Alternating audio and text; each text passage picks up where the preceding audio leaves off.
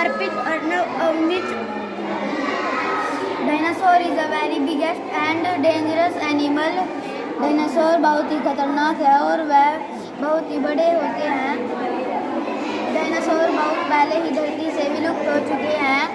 Dinosaur एक astronaut के कारण धरती से विलुप्त हो चुके हैं।